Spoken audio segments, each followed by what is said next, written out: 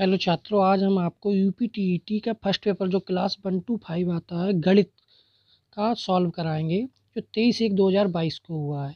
तो पहला क्वेश्चन है 91 नंबर का, यानी कि त्रिभुज ए बी सी के मध्य बिंदु क्रमशः डी ई एफ हैं। ज्ञात कीजिए निम्न में से कौन सा कथन सत्य है। कौन सा कथन सत्य है?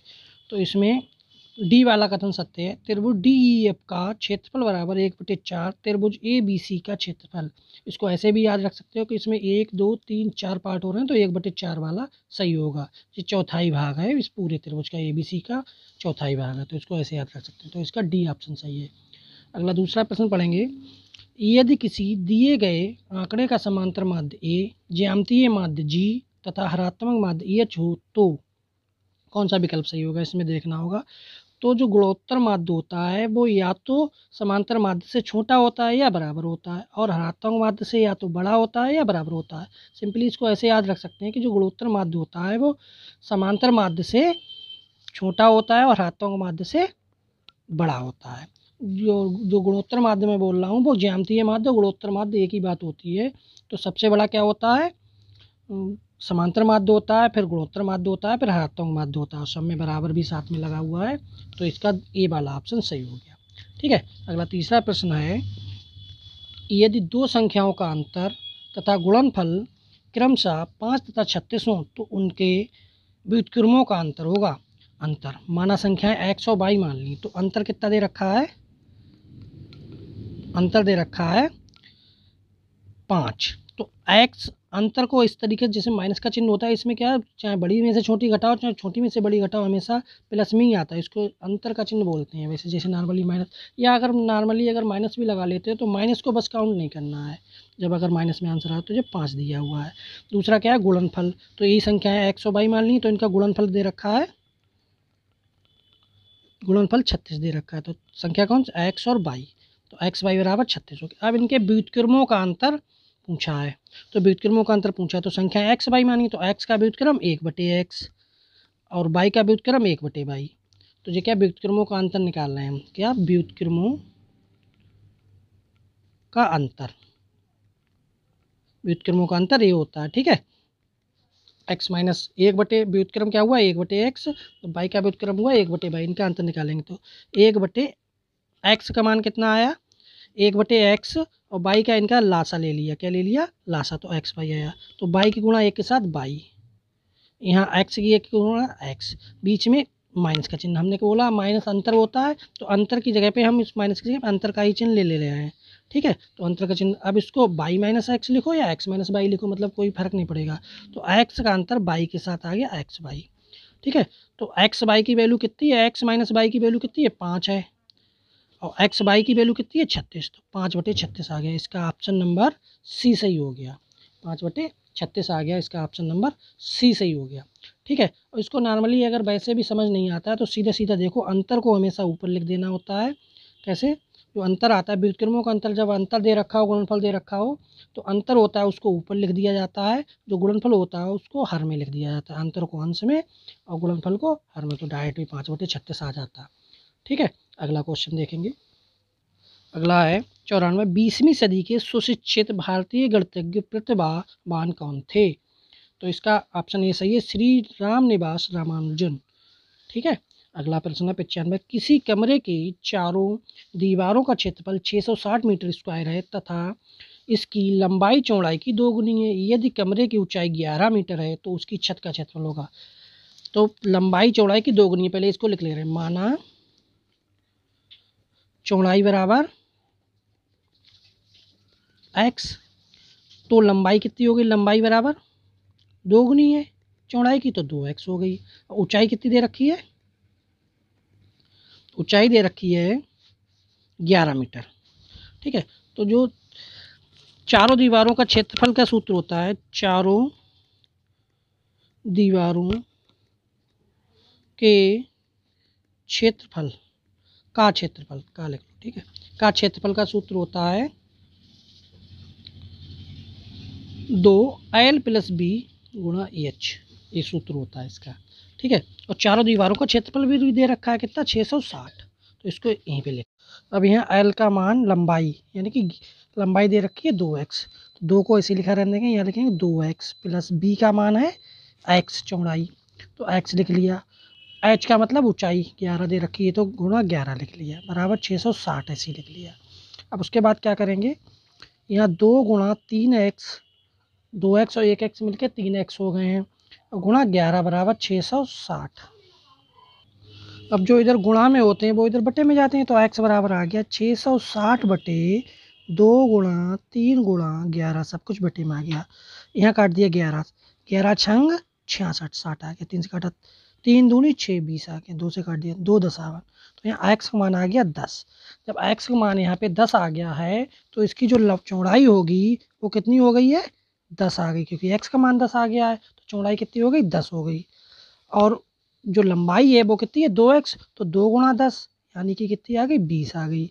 और ऊंचाई तो 11 पहले से ही दे रखी है, ठीक है। अब इसमें क्या होगा, पूछा क्या है, तो उसकी छत का क्षेत्रफल, तो जो छत का क्षेत्रफल निकालेंगे, छत का क्षेत्रफल, तो छत के क्षेत्रफल में लंबाई और चौड़ाई होगी, केवल ऊंचाई तो होगी नहीं, तो क्या लिखेंगे, लंबाई गुणा चौड़ाई, छत का क्षेत्रफल निकल जाएगा, ठीक है। लंबाई कितनी आई है, 20, लंबाई कितनी आई है 20 और चौड़ाई कितनी आई है 10, तो यहाँ लिखेंगे लंबाई 20 और चौड़ाई 10, तो 20 दशावन 200 मीटर स्क्वायर।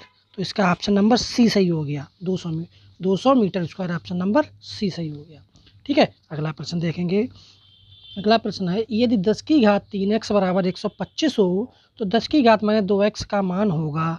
तो यहाँ से देखो 10 की घात 3x बराबर 125 दिया हुआ है, तो यहाँ से क्या लिख सकते हैं, 10 की घात x घात 3 अलग अलग कर लिया बराबर, यहाँ क्या लिख सकते हैं, 5 घात 3 लिख सकते हैं। 125 के लिए क्या लिख सकते हैं, 5 घात 3। अब यहाँ से देखो, जब इधर स्क्वायर होता है तो इधर स्क्वायर रूट आता है, इधर क्यूब है तो क्यूब रूट आएगा, इधर तो आएगा क्यूब रूट आएगा 5 घात 3, क्यूब रूट यहाँ 5 घात 3 है तो वो कैंसिल हो जाएगा, केवल 5 आ जाएगा यहाँ पर। तो 10 की घात x का मान आ गया 5, 10 की घात x का मान आ गया 5। अब यहाँ मान पूछा है 10 की घात माइनस 2x का, 10 की घात माइनस 2x का मान पूछा है, तो यहाँ निकालेंगे 10 की घात माइनस 2x बराबर आ गया। यहाँ पे जब माइनस में होता है तो इसको उल्टा करके मतलब प्लस में बनाया जा सकता है, 1/10 की घात 2x लिख लिया। अब यहाँ क्या करेंगे, 1/10 की घात x की घात 2 लिख लेंगे, 10 की घात x का मान निकाल चुके हैं 5, तो यहाँ पे मान लगा देंगे, तो 1/5 की घात 2, तो आ गया 1/25, तो इसका आंसर कितना आ गया, 1/25। इसका ऑप्शन नंबर डी वाला सही है। अगला प्रश्न देखेंगे।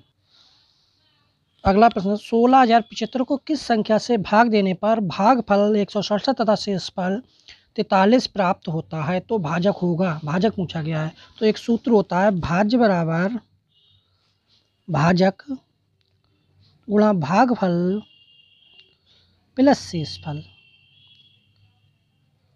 ठीक है। तो भाज्य क्या है, तो भाज्य 16,075 है, तो यहाँ 16,075 लिख दिया। भाजक क्या है, भाजक किस संख्या से भाग करने पर, तो भाजक ही नहीं पता है, तो मतलब इसको x लिख ले रहे हैं, जो x के मान आएगा वही भाजक आ जाएगा। भागफल कितना आया 167, तो 167 लिख लिया। शेषफल कितना आया 43। अब क्या करेंगे, 43 इधर आके माइनस हो जाएगा, तो 16,075 माइनस का 43 बराबर 167x, ये लिख लिया। अब यहाँ पे घटाना कर लेंगे, 5 में से 3 गए बचे 2, 7 में से 4 गए बचे 3, 0 ऐसे ही, 6 ऐसे ही, 1 ऐसे ही बराबर 167x। अब यहाँ पर 167x बराबर 16,032 हो गया, तो x बराबर आ गया 16,032 बटे 167। 167 से 16,032 के लिए भाग दे देंगे, 167 से 16,032 के लिए भाग दे देंगे, तो यहाँ 9 बार जाएगा, 9 बार दे दिया। 9 सत्ते 63 के 3, 9 छक 54 और 6 60 और 9 एकम 9, 6 15, 1503 आ गया, 0 0 1 2 उतार लिया। अब कितने के बार जाएगा, अब 6 का बार जाएगा, 6 सत्तो 42 के 2, 6 छंग 36, 4 40, 6 एकम 6 4 10, पूरा पूरा कट गया, तो x का मान कितना आ गया 96 आ गया, अर्थात भाजक कितना हो गया, भाजक हो गया 96। तो इसमें ऑप्शन नंबर ए सही है, भाजक, ठीक है। अगला प्रश्न देखें, 50 से छोटे धन पूर्णांकों में अभाज्यों की संख्या क्या होगी। इसको साधारण तरीके से ऐसे कर सकते हैं, सभी 50 से छोटी सभी अभाज्य संख्याएं लिख लें और गिन लें। जैसे कौन कौन सी होती हैं, 2, 3, 5, 7, 11, 13, 17, 19, 23, 29, 31, 37, 41, 43, 47, फिर उसके बाद हम 50 से ऊपर आएंगे, 50 से कम वाली लिखनी गिन लेंगे। 1, 2, 3, 4, 5, 6, 7, 8, 9, 10, 11, 12, 13, 14, 15, 15 आ गई, तो 15 वाला ऑप्शन सही हो गया। अगला प्रश्न है, दो संख्याओं में से बड़ी संख्या का 2 गुना छोटी संख्या के 5 गुने से 3 ज़्यादा है। तो पहले मान लेंगे, माना बड़ी संख्या बराबर x और छोटी संख्या बराबर y। तो कह रहा है दो संख्या में बड़ी संख्या का 2 गुना, तो बड़ी संख्या क्या हुई, पहली शर्त के अनुसार, फर्स्ट शर्त के अनुसार क्या है, बड़ी संख्या क्या, x का 2 गुना, ठीक है, छोटी संख्या के 5 गुने से, छोटी संख्या क्या है, y, तो y का 5 गुने से कितनी ज़्यादा, 3 ज़्यादा, 5 गुने से भी अब ये ज़्यादा रहेगी, तो इसमें 3 जोड़ेंगे जिससे कि ये बराबर हो जाए। तो यहाँ से x का मान निकाल लेंगे। x का मान आया 5y + 3/2, यहाँ गुणा 2 में था तो यहाँ बटे में आ गया, गुणा में 2 था तो बटे में आ गया, ठीक है। उसके बाद देखेंगे दूसरी शर्त क्या दे रखी है, दूसरी शर्त दे रखी है, तथा बड़ी संख्या के 4 गुने, बड़ी संख्या के 4 गुने मतलब बड़ी संख्या x थी, इसके 4 गुने, और छोटी संख्या के 3 गुने का योग, छोटी संख्या y थी, इसके 3 गुने का योग कितना दे रखा है, 71 है। यहाँ x का मान रख देंगे, x का मान कितना निकाल लिया है, 5y + 3/2, तो यहाँ मान रख देंगे, x का मान है 5y + 3/2 + 3y इसी लिख दिया बराबर 71, ठीक है। 2 दूनी 4, यहाँ 2 बचे, 2 से अंदर गुणा कर दी तो आया 10y + 3 दूनी 6 + 3y पहले से बराबर 71। तो यहाँ से आ गया 10 3 13y बराबर 71 - 6, इधर प्लस में था तो इधर माइनस में आ गया, तो 13y बराबर आ गया 65।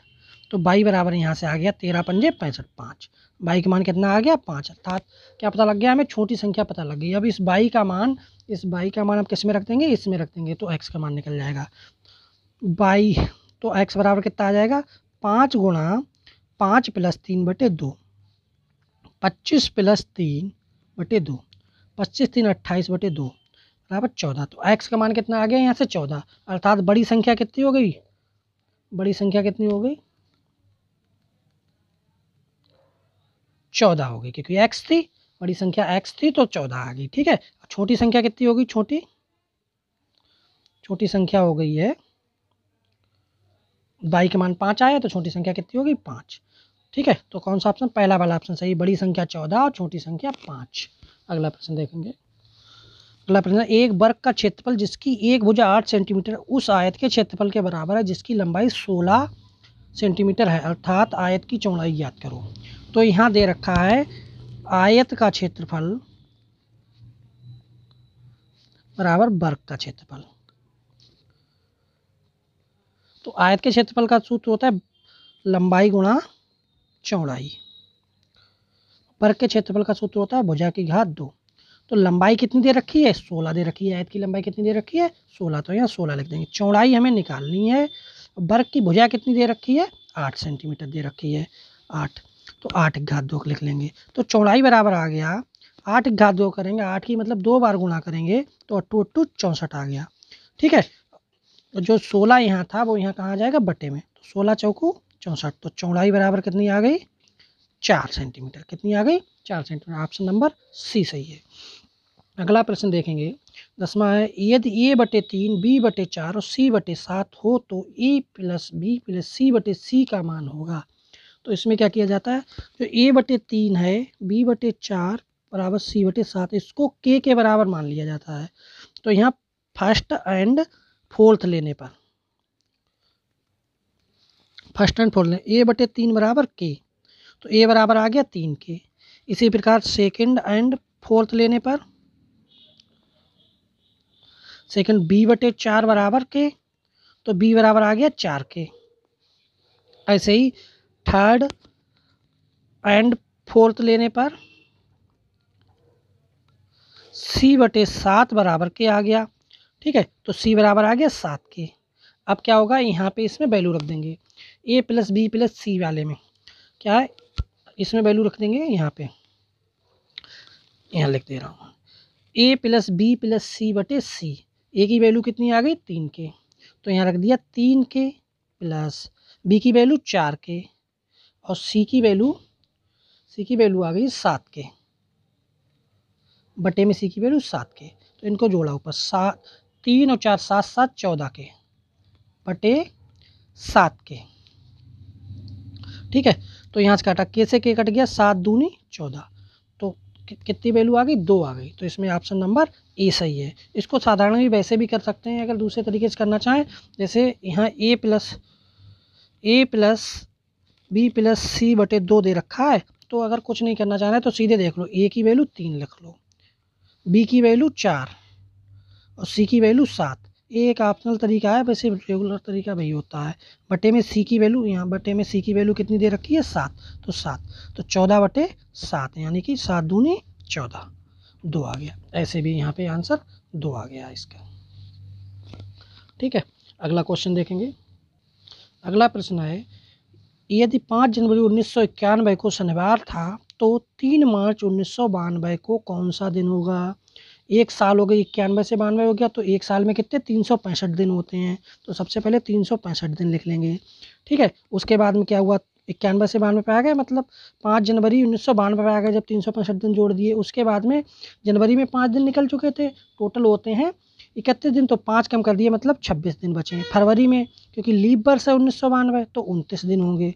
ठीक है, तो 29 दिन फरवरी लिख लिए। मार्च में 3 मार्च तक की बात कर रहा है तो 3 लिख लिए, इन सबको जोड़ लिया। 5 6 11 9 20 3 23 के 3 हासिल बचे 2, 6 2 8 2 10 2 12 के 2 हासिल बचा 1 3 1 4, 423। अब जो 423 आया है इसको 7 से भाग दे देंगे, 7 से भाग, 7 छंग 42, बचे कितने 3, 0 बार गया, मतलब 3 ही शेष बचे हैं। जो शेष बचे हैं तो यही इसमें जोड़ देंगे।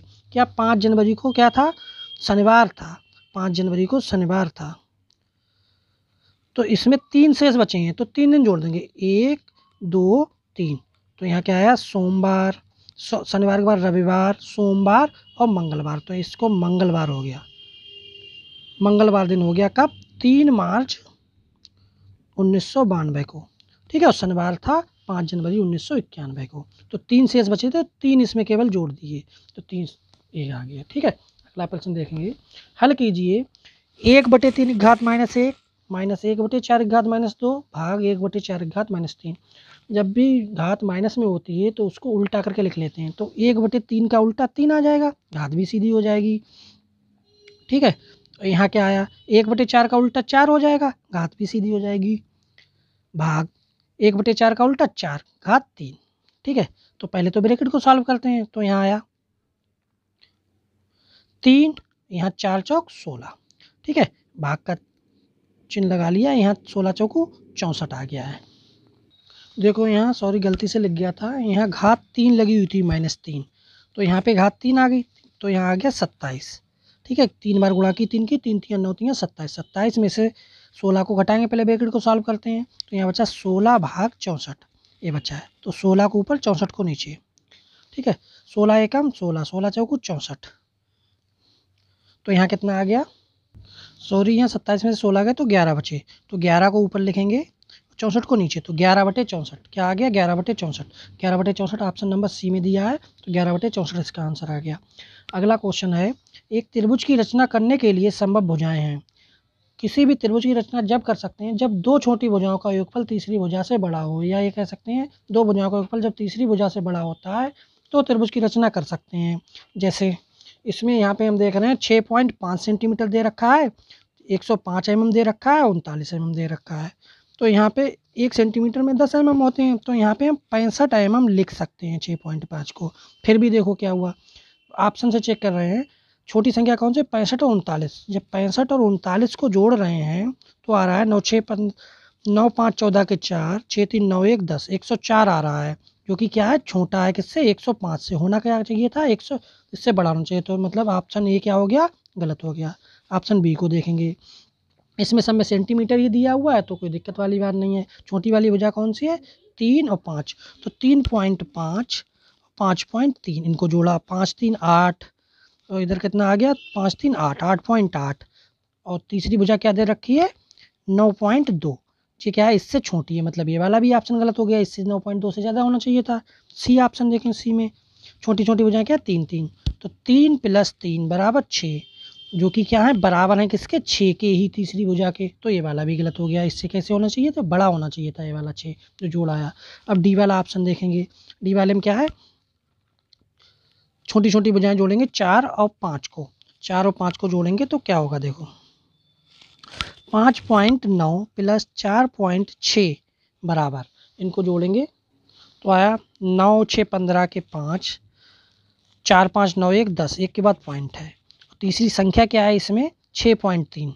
तो ये क्या है, इससे बड़ी आ गई, मतलब यही वाला ऑप्शन सही हो गया। तो इसका ऑप्शन नंबर डी सही हो गया। कौन सा ऑप्शन सही हो गया, ऑप्शन नंबर डी। अगला प्रश्न है, √3 क्यूब √4 और 4 √5 को आरोही क्रम में व्यवस्थित कीजिए। तो इसको √3 है, इसको लिख सकते हैं 3 × 1/2। 4 को क्या लिख, क्यूब रूट को 4 × 1/3, जो यहाँ लिखा होता है अंदर उसको 1/, में लिख देते हैं। ठीक है, ऐसे ही 5 वाले क्या लिख सकते हैं, 5 × 1/4। अब जो घातें दे रखी हैं इनमें 2 3, 1/2 1/3 1/4, तो 2 3 और 4 का लासा ले लेंगे। 2 3 और 4 का जब लासा लेंगे तो आएगा 12। लासा लेने पर कितना आएगा, 12। जिन्हें नहीं आता है करना तो वो ऐसे करके 2 3 और 4 लिख के इस तरीके से कर सकते हैं।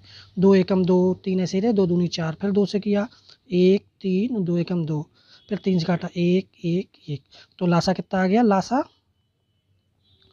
लासा बराबर हो गया 2 × 2 × 3, 2 दूनी 4 3 या 12, इस तरीके से लिख सकते हैं। अब यहाँ हम सबके हर में जो भी घात लगी है, घातों के हरों में 12 बनाने की कोशिश करेंगे। तो 1/2 पहले से लिखा हुआ, तो यहाँ 12 बनाने के लिए 6 से गुणा करेंगे। जब हर में करेंगे तो अंश में भी करेंगे। ऐसे 4 × 1/3 दे रखा है, तो यहाँ 12 बनाने के लिए 3 चौक 12, 4 से गुणा करेंगे तो यहाँ भी करेंगे। अब अगला क्या, 5 × 1/4 लिखा है, तो यहाँ 4 3 12, 12 बनाने के 4 3 12, तो ऊपर भी करेंगे। तो यहाँ आ गया 3 × 6/12, 4 × 4/12, उसके बाद में 5 × 3/12, ये आ गया। ठीक है, 1/12 घात को बाहर रखेंगे, बाकी इसको अंदर लिख लेंगे। 3 × 6 ऊपर घात ले ली 1/12, क्योंकि वो समान है सब में इसलिए उसको अलग कर ले रहे हैं। 4 × 4 × 1/12, 5 × 3 × 1/12। अब इनकी सबकी गुणा कर लेंगे, इनकी 3 की 6 बार गुणा करेंगे। तो 3 की 6 बार गुणा करने पे आएगा 729 घात 1/12। 4 की 4 बार गुणा करने पे आएगा 256 घात 1/12। 5 की घात लेंगे 125 घात 1/12। तो इसमें अब आरोही क्रम में लिखना है। जब आरोही क्रम में व्यवस्थित करना है तो आरोही क्रम में व्यवस्थित करने के लिए सबसे पहले सबसे छोटी संख्या लिखते हैं। तो इन सब में सबसे छोटी संख्या कौन से, 125 वाली। तो 125 वाली सबसे छोटी संख्या है, तो इस प्रकार से लिख लेंगे 125 घात 1/12। सबसे छोटी, उससे बड़ी क्या है 256 की घात 1/12। उससे बड़ी क्या है 729 घात 1/12। इस तरीके से दे रखा है। तो देखो 125 वाला किसकी जगह पे आया है, 125 वाला से ऊपर ले जाके देखेंगे 4√5 के। तो यहाँ पे क्या लिख सकते हैं 4√5। ठीक है, उसके बाद में देखेंगे 256 वाला कहाँ पे आया है, 256 वाला गया है तो कितना आया है 3√4 के। तो यहाँ लिख देंगे 3√4 के। फिर एक उसके बाद में अगला देखेंगे, सॉरी ऐसे नहीं, ऐसे देख लो, जो यहाँ पे ये लाइन दे रखी है 125, तो 125 वाला सबसे पहले नंबर पे आया। तो 125 सामने क्या आया 4√5, तो सही है 4√5 यहाँ पे आ गया। ठीक है, उसके बाद में दूसरे नंबर पे क्या आया 256। तो 256 वाले में क्या आया 3√4। तो 3√4 पहले भी सही था, फिर भी हमने कहा बता दें दोबारा से। फिर तीसरे वाले में क्या है 729। 729 वाला देखो किसके सामने आया, 729 वाला ये गया √3 के सामने, √3। तो यहाँ √3, तो ए वाला क्रम हो गया। तो ए वाला क्रम कौन से ऑप्शन में दिया हुआ है, ये पहले ही ऑप्शन में दिया हुआ है 4√5, 3√4 और √3। तो पहला वाला ऑप्शन इसका सही हो गया। अगला देखेंगे, यदि किसी वस्तु का क्रय मूल्य उसके विक्रय मूल्य का 3/2 तो लाभ या हानि प्रतिशत होगा।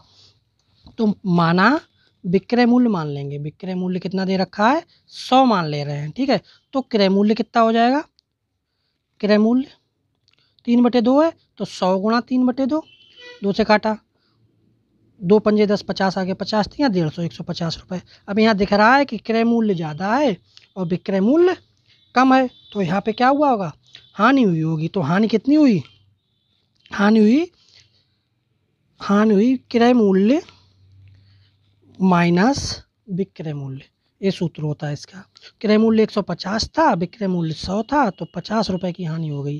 कितने रुपए की हानि हो गई, 50 रुपये की। अब हानि प्रतिशत निकालने के लिए सूत्र क्या होता है, हानि प्रतिशत, हानि बटे क्रय मूल्य गुणा 100। हानि हुई 50 रुपये की, क्रय मूल्य था 150 रुपये, गुणा 100, तो 50 तियाँ 150, 50 एकम 50, 50 तियाँ 150, 100/3। इसके बाद में ऑप्शन सब मिक्स में दे रखे हैं, तो इससे भाग करेंगे 3 से, तो 3 बार आ जाएगा। 3 से भाग करेंगे 100 के लिए, 3 तियाँ 9, 1 बचा, 3 तियाँ 9, 1 बचा। तो यहाँ पे क्या बचा, 33 बार गया, तो 33 बार यहाँ आ गया। ठीक है, जो बाहर जाता है वो यहाँ पे लिख लिया जाता है, 33 यहाँ लिख लिया। जो शेष बचता है उसको ऊपर लिखा जाता है, बटे वाला तो बटे में ही रहता है। तो 33 सही 1/3%। ये कौन से ऑप्शन में दिया है कि हानि हो रही है। ठीक है, ये ऑप्शन कौन से में दिया है, 33 सही 1/3 यहाँ दिया है और यहाँ दिया है, तो हानि वाला हमें देखना, क्योंकि हानि हुई है। 33 सही 1/3 हानि, बी वाला ऑप्शन सही हो गया है। अगला प्रश्न है 12, 10, 12 को 12 से भाग देने पर शेषफल क्या आएगा। तो 12 से भाग दे के देख ले रहे, 12, 10, 12 इस तरीके से। तो 12 एकम 12, पूरा पूरा कट गया। अगली संख्या 1 उतारी, अब अगली संख्या बगैर जीरो बढ़ाए उतार नहीं सकते, जीरो बढ़ा के 10 उतार लिया। अब भी नहीं पड़ा गया, तो 1 जीरो बढ़ा के 1 उतार लिया। तो 12 अट्ठे 96, तो यहाँ पे कितना आ गया 96। घटाना किया तो बचे 5, अगली संख्या 2 उतार ली। अब 12 चौक 48, तो यहाँ बचा 4 शेष बचा है। ठीक है, शेष कितना बचा 4, तो ऑप्शन नंबर डी सही हो गया। शेष ही पूछा है, 4 शेष आ गया। अगला प्रश्न है के गुणनफल में इकाई का अंक होगा। तो इकाई का अंक निकालने के लिए क्या करते हैं, 3 2 नेम 18 के 8, तो यहाँ 8 लिख ले रहे हैं। ठीक है, अब इस 8 की गुणा इसके साथ करेंगे, 8 छंग 48 के, फिर 8 आ गए। अब इस 8 की गुणा इस 8 के, 8 8 64, 64 के 4 लिख ले रहे, तो इकाई का अंक कितना आया 4 आ गया। इस तरीके से तो इकाई का अंक कितना आ गया 4। इसमें केवल इकाई के अंकों की ही गुणा करके देख लेते हैं। ठीक है, अगला दिए गए आंकड़ों का माध्य 4.5 है, तो उसका माध्यक क्या होगा। आंकड़े दिए हुए हैं 5, 7, 7, 8, x 5, 4, 3, 1, 2, ये आंकड़े दिए हुए हैं। तो सबसे पहले तो समांतर माध्य का सूत्र लगा देंगे, समांतर माध्य का। ठीक है, समांतर माध्य का सूत्र क्या होता है, सभी संख्याओं को ऊपर जोड़ लिया जाता है, पदों का योग बटे पदों की संख्या, पदों का योग बटे पदों की संख्या। ठीक है, तो पदों का योग क्या है, 5 + 7 + 7 + 8 + x + 5 + 4 + 3 + 1 + 2, इन सबको जोड़ के लिख लिया। बटे में लिखेंगे कितनी है, 1 2 3 4 5 6 7 8 9 10, बटे में 10 लिख लिया है।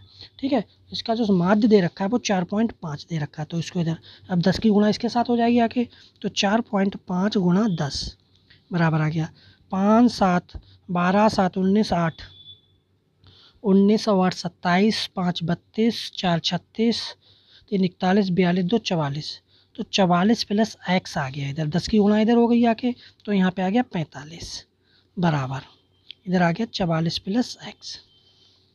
जोड़ फिर से चेक कर ले, सही है, 5 7 12 7 19 8 27, 5 32, 4 36, 3 39, 40, 2 42 आया है। जोड़ कितना है 42, तो यहाँ 42 + x। अब क्या करेंगे, इस 42 को 45 में ले जाके घटा देंगे, तो 45 - 42 बराबर x, तो 2 बराबर x या x बराबर 2, x का मान कितना आ गया 2। अब जो संख्याएं दे रखी हैं तो आंकड़े अब क्या हो जाएंगे, आंकड़े यही तो हो जाएंगे, 5, 7, 7, 8, 2, 5, 4, 3, 1, 2, ये आंकड़े हो गए। यहाँ पे जो 2 है ये इसका क्या x की जगह पर रखा गया है। अब इन आंकड़ों को किसमें माध्य निकालने के लिए, माध्यक निकालने के लिए, जो माध्यक होता है उसको निकालने के लिए, इसको माध्यिका भी बोलते हैं, तो क्या करते हैं आरोही क्रम में लगाते हैं, आरोही क्रम, तो हम आरोही क्रम में लगा रहे हैं संख्याओं को, आरोही क्रम में। जब आरोही क्रम में संख्याओं को लगाएंगे तो सबसे छोटी संख्या 1, फिर 2 2 बार दिया है। ठीक है, फिर उसके बाद में 3, फिर 4, फिर 5 5 2 बार दिया है, फिर 6 नहीं दिया है, 7 2 बार दिया है, फिर 8, कुछ छूटा तो नहीं, देख लेंगे। हाँ 5 यहाँ 2 बार दिया हुआ है तो 5 को 2 बार लिख लेंगे। ठीक है, अब संख्या 1 2 3 4 5 6 7 8 9 10, 10 हो गई हैं संख्याएँ, 10 3 10 हो गई हैं। अब क्या होता है, माध्यक निकालने का तरीका क्या होता है, माध्यक 10 संख्या है तो 10 का आधा 5, तो इधर से 5वीं संख्या गिनेंगे 1 2 3 4 5। ठीक है, ये वाली संख्या आई है, इधर से गिनेंगे 1 2 3 4 5, ये वाली गिनेंगे। तो क्या 4 और 5 दो संख्याएँ आ रही हैं, तो माध्यक क्या हो जाएगा, वैसे n/2 plus n plus n/2 plus 1वें पद का मान बटे 2 करके सूत्र लगाया जाता है। हम शॉर्ट में बता दे रहे हैं, इधर से गिनने पर ये 5वां आ रहा है, इधर से गिनने पर ये 5वां आ रहा है। तो माध्यक को डायरेक्ट यहाँ से लिख सकते हैं 4 + 5/2, तो 4 5 9/2, 9/2 का मतलब कितना हो गया 4.5, 4.5 आंसर आ गया इसका। तो इसमें ऑप्शन नंबर डी दिया हुआ है 4.5, यही सही हो जाएगा। अगला प्रश्न दिया हुआ, सांख्यिकी में विचरण का विश्लेषण नामक विधि का मुख्य श्रेय है, तो R.A. फिशर। ये तो याद करने वाला है, तो याद ही करना पड़ेगा। ठीक है, अगला है, यदि अवरोही क्रम में रखे गए आंकड़ों के दोनों छोरों से प्रेक्षण हटाए जाते हैं तो केंद्रीय प्रवृत्ति के कौन से मापक प्रभावित होते हैं। तो इसमें बता दें, माध्य और बहुलक प्रभावित होते हैं। जो माध्यक या माध्यिका होती है वो प्रभावित नहीं होती है। इसको अगर समझना चाहें कि माध्यिका क्यों नहीं प्रभावित होती है तो ऐसे देख लें, जैसे 1 2 3 4 5 तक की हमने गिनती लिख ली। अब इसमें से मान लो इधर से भी और इधर से भी हटा दिया। अभी जब 5 तक की गिनती लिखी थी तो माध्यिका बीच में 1 2 3 नंबर पे आ रही थी, 1 2 3 नंबर पे आ रही थी, तो माध्यिका कितनी हो रही थी 3। अब भी माध्यिका कितनी रही 3, तो माध्यिका प्रभावित नहीं होती है, क्योंकि माध्यिका में बीच वाला अक्षर देखा जाए तो इधर उधर से हटाने पर कोई फर्क भी नहीं पड़ता है। ठीक है, अगला देखें क्वेश्चन, 5 सेंटीमीटर बाजू वाले एक घन के सभी फलकों पर रंग लगाया जाता है। यदि इसे 1 सेंटीमीटर क्यूब वाले घनों में काटा जाता है तो 1 सेंटीमीटर क्यूब वाले कितने घनों में केवल एक ही फलक पर रंग होगा। जो हमने क्यूब का एक तरफ का हिस्सा बना लिया है। ठीक है, तो इसमें जो किनारे वाले होंगे इनमें दूसरी तरफ भी रंग लगा होगा, इस साइड लगा होगा और दूसरी साइड भी लगा होगा। तो 1 2 3 4 5 6 7, ये इन पे जितने हम मार्क कर रहे हैं इनमें सब में दूसरी साइड में भी लगा होगा, दूसरे फलक पे भी, मतलब इसके 2 जगह रंग लगा होगा। एक जगह किस में लगा होगा, इन खानों में एक जगह लगा होगा। ये कितने हैं, 1 2 3 4 5 6 7 8 9, 9 खाने बचे हैं। और जो घन होता है उसमें कुल कितने फलक होते हैं, 6 फलक होते हैं, तो 9 यहाँ बचे हैं, तो 9 छक्के कितने हो गए, 9 छक्क 54। तो यहाँ पे 54 फलकों पर केवल एक ही फलक पे, मतलब एक ही तरफ से रंग लगा होता, तो 54 ऑप्शन नंबर डी में दिया है, तो 54 इसका सही हो गया। अगला है, पंचभुज के अंतःकोणों का योग ज्ञात कीजिए। तो अंतःकोणों का योगफल ज्ञात करने का सूत्र होता है, अंतःकोणों का योग ज्ञात करने का सूत्र होता है 2n - 4 × 90, 90। ठीक है, तो यहाँ पंचभुज है तो n का मान 5 आ जाएगा, 2 × 5 - 4 × 90, 10 - 4 × 90, तो 6 × 90, 9 छक्क 54, जीरो वैसे ही लिख दिया, तो 540 आ गया। कितना आ गया, 540। तो 540 कौन से ऑप्शन में दिया हुआ है, ऑप्शन नंबर डी में, तो इसका ऑप्शन नंबर डी सही हो गया। अगला प्रश्न है, एक खंबे का 4/7 भाग कीचड़ में धंसा है। जब धंसे हुए भाग का 1/3 भाग बाहर खींचा जाता है तो पाया गया कि 8 मीटर माप का खंबा अभी भी कीचड़ में है। खंबे की पूरी माप क्या होगी। तो माना खंबे की पूरी माप बराबर x मान लिया, तो कीचड़ में कितना हो गया, कीचड़ में कितना भाग धंसा हुआ है, 4/7 भाग, तो कीचड़ में 4/7 x, इतना भाग कीचड़ में हो गया। अब इसमें से निकाल कितना लिया जाता है, कीचड़ से निकाला जाता है, निकाला भाग 4x/7 का 1/3 भाग बाहर निकाल लिया जाता है, तो 1/3, तो इसमें क्या कर देंगे, 1/3 से गुणा कर देंगे, तो यहाँ आ गया 4x/7 या 21, इतना भाग बाहर निकाल लिया जाता है। तो कीचड़ में शेष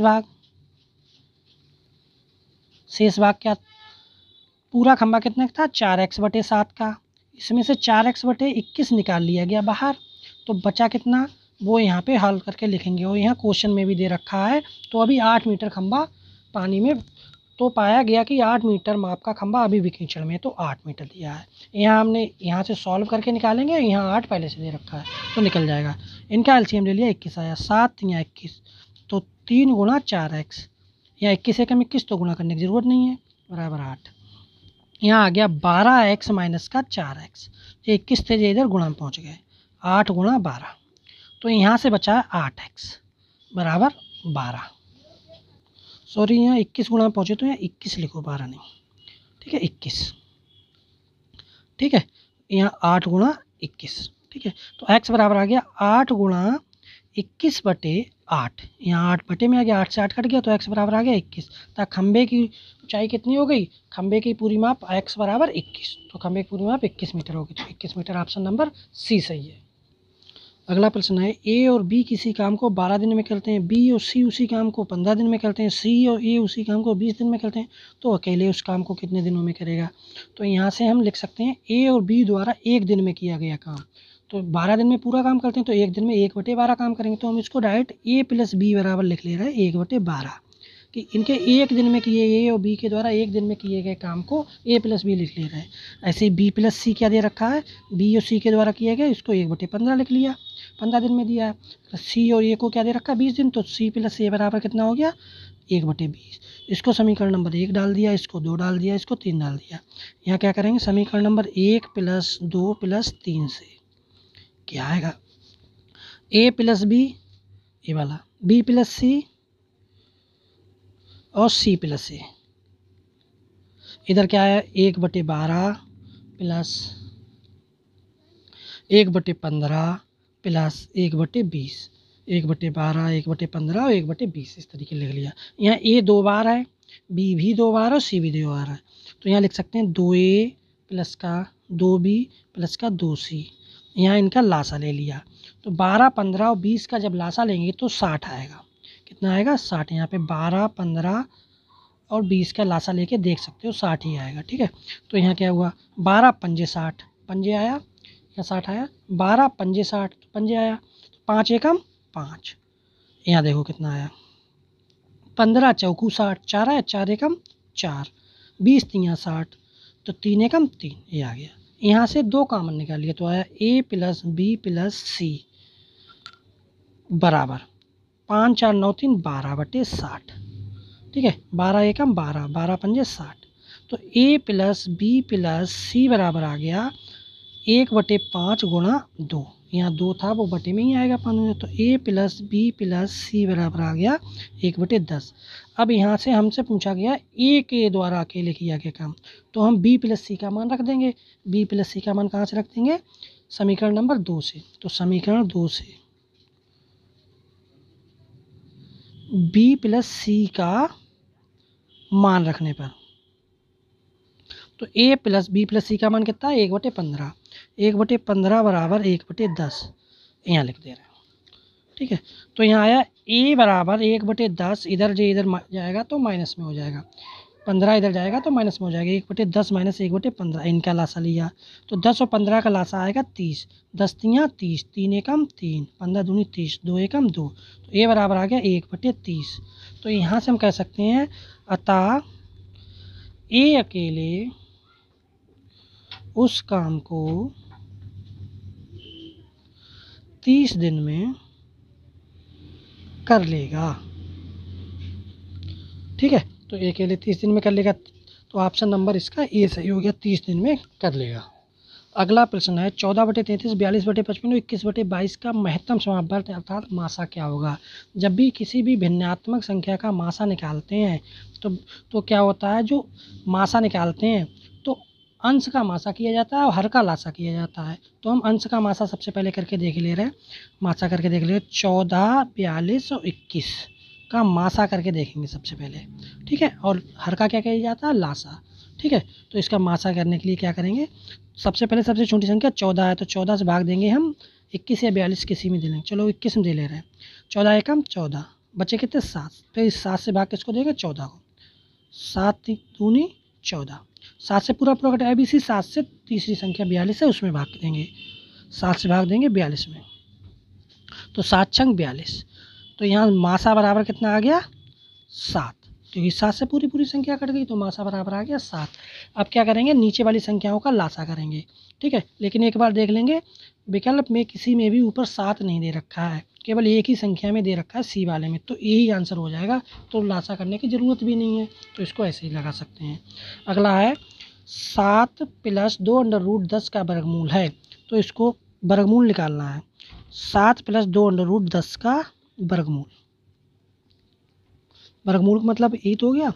7 + 2√10 ऐसे, तो हम इसको क्या लिख सकते हैं, 7 के लिए लिख सकते हैं 5 + 2 + 2√10, ठीक है। अब इसको क्या लिख सकते हैं, इसको लिख सकते हैं √5² + √2², √5² करेंगे तो 5 ही रहेगा, √2² करेंगे 2 ही रहेगा। तो इसको आगे क्या लिख लिया, 2 × √5 × √2। अब ये हमारा a + b का होल ऑफ स्क्वायर का फार्मूला बन गया। तो क्या आया यहाँ पे, √5 + √2², स्क्वायर रूट और स्क्वायर से कट गए आपस में, तो क्या बचा, √5 + √2। यही आंसर आ गया हमारा। कौन से ऑप्शन में दिया हुआ है, ऑप्शन नंबर ए में दिया हुआ है, ठीक है। अगला प्रश्न देखेंगे, √5 + √2 या फिर √2 + √5 एक ही बात हुई, प्लस में आगे पीछे कर सकते हैं। अगला प्रश्न दे रखा है, एक वर्ग और एक समबाहु त्रिभुज की एक भुजा उपनिष्ठ है। ये समबाहु त्रिभुज हो गया, इसकी हमने चित्र अपनी तरफ से बनाया है, इसकी एक भुजा उपनिष्ठ हो गई। ये त्रिभुज की एक भुजा 4√3 है। मान लो समबाहु त्रिभुज है तो इसकी भुजा यही वाली मान ले रहे हैं, 4/3 मान ले रहे हैं, 4/3, ठीक है। सभी भुजाएं एक बराबर होंगी, तो जो वर्ग की भुजा और त्रिभुज की भुजाएं तो सब बराबर होंगी, तो मतलब सभी भुजाएं एक ऐसी हो जाएंगी बराबर, तो एक प्रकार का एक समपंचभुज हो जाएगा, ठीक है। तो इसका क्या पूछा है, तो इस आकृति का परिमाप क्या होगा, तो इस आकृति का परिमाप समपंचभुज हो गया एक प्रकार, तो 5 भुजाएं, ठीक है। और कितनी प्रत्येक भुजा कितनी है, 5 × एक भुजा, तो एक भुजा कितनी है, 4/3, 4/, कोई सी भुजा मान लो, सब 4/3 ही होंगी इसकी सभी भुजाएं, क्योंकि इस वर्ग की तो सभी भुजाएं वैसे ही बराबर होती हैं, समबाहु त्रिभुज की भी बराबर होती हैं, तो समबाहु त्रिभुज और वर्ग की भुजाएं बराबर हैं, तो ये हो गया, तो एक प्रकार का समपंचभुज हो गया। तो इसमें 4/3 लिख दिया इस तरीके, तो 5 चौक 20/3 आ गया। भाग कर लेंगे तो 3 छक 18, 2 शेष बचे, बच्चे में 3, तो 6 सही 2/3 सेंटीमीटर, ये वाला सी वाला ऑप्शन सही हो गया। अगला प्रश्न देखेंगे, निम्नलिखित में से कौन सी संख्या 99 से विभाजित होती है। तो या तो 99 से सब में भाग कर करके देखें, या एक तरीका और सकता है, 99 को देख लें 11 और 9 दोनों से कौन सी संख्या विभाजित होगी, वो 99 से भी विभाजित होगी। तो 9 से विभाजित होने का रूल होता है कि इनको जोड़ जोड़ के देखें, तो इनका जोड़ 9 से विभाजित होना चाहिए, तो 9 से विभाजित हो जाएगी। 9 1 10, 3 13 और 4 17 और 6 17 और 6 23 2 25, ये कितना हो गया, इसका जोड़ करने पे आया 25। तो 25 से 9 से ही विभाजित नहीं है, तो इसका मतलब 11 से भी विभाजित नहीं होगी। अगला देख लिया, 1 और 3 4 5 9 7 16 16 9 25 2 27, ये 9 से तो विभाजित हो रही है, तो देखेंगे 27 आया इसका जोड़, तो ये 9 से तो विभाजित हो रही है। अब 11 से विभाजित करके देख लेंगे।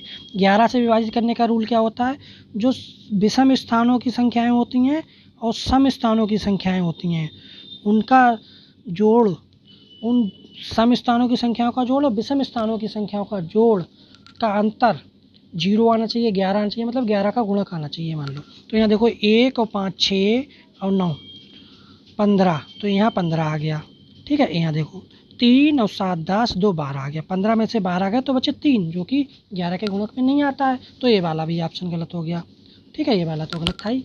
अब इसमें देख लेंगे 1 1 2 4 6 3 9 4 13 5 18, मतलब 18 9 से तो विभाजित है। अब 11 देख लेंगे, विषम स्थानों की संख्या पहले देख रहे हैं, 1 4 5 और 4 9 आ गया। यहाँ सम स्थानों 2 1 और 3 4 और 5 9, मतलब 9 में से 9 गए तो 0, तो मतलब 11 से विभाजित, तो ये वाला सही हो गया इसका। और साधारण भाग करके भी देख सकते हैं। अगला तो चौथा चेक करने की ज़रूरत ही नहीं है, इस तरीके से वो ही आ जाएगा, ठीक है। तो तीसरा सही आ गया। अगला क्या है, पाई क्या है, तो पाई एक अपरिमेय संख्या है। पाई क्या है, एक अपरिमेय संख्या है। अब कुछ लोग सोच रहे होंगे कि पाई का तो मान 22/7 होता है, और 22/7 तो एक परिमेय संख्या है, तो एक परिमेय संख्या होगी। लेकिन मैं बता दूं कि पाई का मान 22/7 एक्यूरेट मान नहीं होता है, वो मान लिया गया है कि इसका मान लगभग इतना होगा। तो इसलिए पाई एक अपर में संख्या है। अगर वीडियो आपको अच्छी लगी हो तो प्लीज़ लाइक और सब्सक्राइब करें SOS स्टडी पॉइंट के लिए, SOS स्टडी पॉइंट चैनल को।